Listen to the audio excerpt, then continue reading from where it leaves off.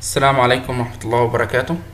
هنعرف إن شاء الله مع بعض النهاردة إزاي نعمل طلب استخدام للعوائل للزوجة والأبناء بعد الدخول على موقع أبشر. الحساب كل واحد طبعا الحساب الخاص بيه. بنخش على موقع أبشر بيظهر لنا الشاشة ديت، نختار من هنا من الجهة اليمين استخدام، بعدين نضغط على خدمة طلب استخدام العوائل المقيمين. هيظهر لنا البيانات ديت الصفحة دي. بعدين بنعمل طلب تأشيرة استخدام، يعني بنعمل طلب تأشيرة استخدام اللي لسه هيعمل طلب تأشيرة استخدام جديدة أو على طلبات الاستخدام المقدمة لأن احنا عاملين طلب استخدام قبل كده. ده الشروط قبل ما نعمل طلب تأشيرة استخدام جديدة. طبعا لازم نقرأها كويس جدا، وأهم حاجة في شرط لازم نسدد رسوم الاستخدام قبل ما نضغط هنا. لازم نسدد رسوم الاستخدام اللي هي عن طريق الصراف اللي هما ال2000 ريال، عن طريق الصراف، عن طريق البنك، عن طريق المباشر، النت، ايا يكن يعني الوسيلة. بعدين بنضغط على طلب تأشيرة استخدام جديدة، بيظهر لك بياناتك، بيانات صاحب الطلب. خلاص، بنضغط تحت هنا تقدم بطلب إصدار تأشيرة استخدام. خلاص، بيظهر لك الصفحة ديت عشان تبدأ تعبي البيانات بتاعتك. خلاص، فبتحط هنا الراتب. أقل حاجة الراتب لازم يكون 5000 فيما فوق، يعني ده حطها براحتك، يعني 5000 فيما فوق. ممكن تحط 7000، ما فيش مشكلة. المؤهل حسب المؤهل بتاعك، درجة جامعية. مثلا تاريخ المؤهل مثلا ولنفرض 2008.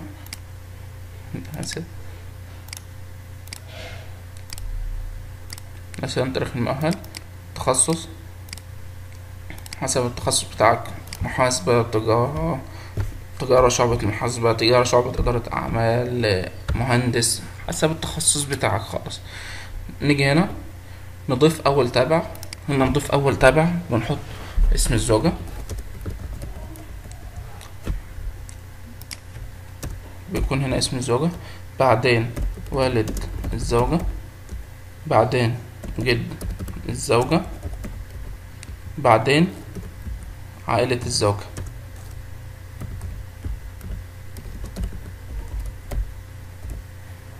خلاص، نختار الجنسية حسب الجنسية، مصر مثلا. بعدين نختار جواز السفر، ماشي. نختار العمر بتاعها، الديانة مثلا، الصلة، هي زوجة عشان هنا اسم الزوجة.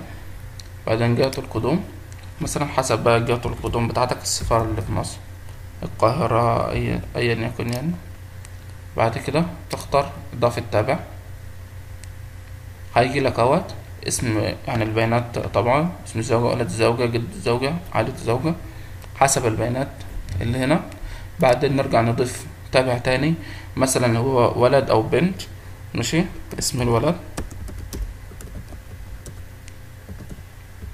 بعدين اسم الأب اللي هو طبعا بيكون حضرتك. بعدين اسم الجد. بعدين عائلة، اسم العائلة.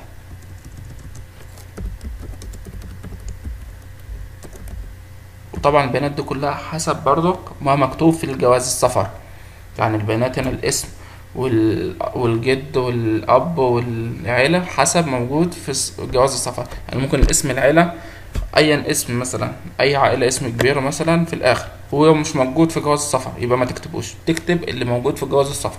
تختار الجنسية، جواز السفر هي 2 ماشي. العمر مثلا 5 سنين. الديانة الإسلام. الصلة ده ابن. وبعدين جهة القدوم تضغط القاهرة.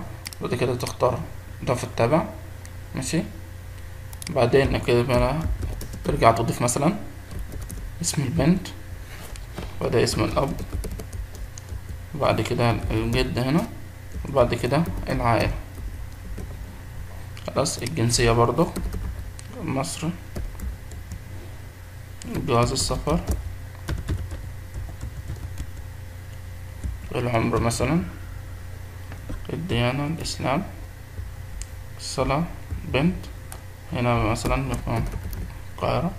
بعد كده اضافة تابع. خلاص، بعد ما كملت الطلبات بتاعتك تظهر بالشكل ده.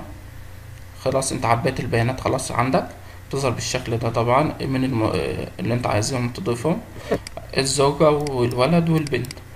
في شرط هنا مهم جدا، ان هنا جهة القدوم، جهة القدوم ديت القاهرة، يبقى لازم كل الأبناء هيجوا من على القاهرة. اسكندرية يبقى لازم الكل يجي من على اسكندرية. السويس يبقى لازم الكل من السويس. ما ينفعش تحط هنا حاجة وهنا حاجة تانية. خلاص، يعني مثلا ما ينفعش واحد القاهرة وواحد اسكندرية، أو العكس، يعني ما ينفعش نهائيا. لازم تبقى موحد على أساس وأنت بتعمل طلب التسهيل. عشان تسهيل مثلا لازم طبعا بيودي الجوازات كلها مع بعض. خلاص، بعد كده ندخل على الخطوة اللي بعدها، نعمل شروط الأحكام، تقر إن أنت الأحكام دي كلها صحيحة. وبعدين بتضغط على تقديم الطلب. خلاص، هيظهر لك هنا اهوت ايه معلومات مقدم الطلب، الراتب ومش الراتب والحاجات ديت، ويظهر لك بياناتك. في الآخر هنا تعمل تأكيد، تتأكد منها طبعا الأسماء مظبوطة حسب جواز السفر، وجوازات السفر والأعمار وجهة القدوم. يعني لازم تتأكد من الاسم بالظبط حسب جواز السفر، زي ما احنا اتفقنا الاسم حسب جواز السفر بالظبط.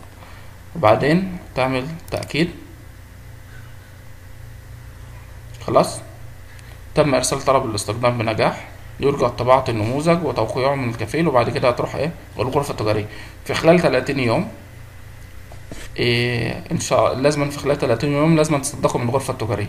بعد القبول ان شاء الله هيجي لك رسالة نصية على جوالك اللي هو بيبقى مسجل تبع ابشر، وبعدين بيقول لك تم القبول او ما فيش قبول ان شاء الله. بس ان شاء الله كل اقبال وطباعة النموذج ويبين معاك البيانات بتاعت الزوجة وكده، وتعمل هنا طباعة وتطبع وتعمل توقع الكفيل وتصادق من الغرفة التجارية، وهنا ختم الكفيل وتصادق الغرفة التجارية.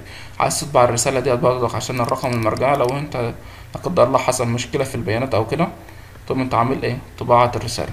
شكرا، واتمنى اكون فدتكم في ازاي تقدم طلب استخدام لزوجتك وابنائك. السلام عليكم ورحمة الله وبركاته.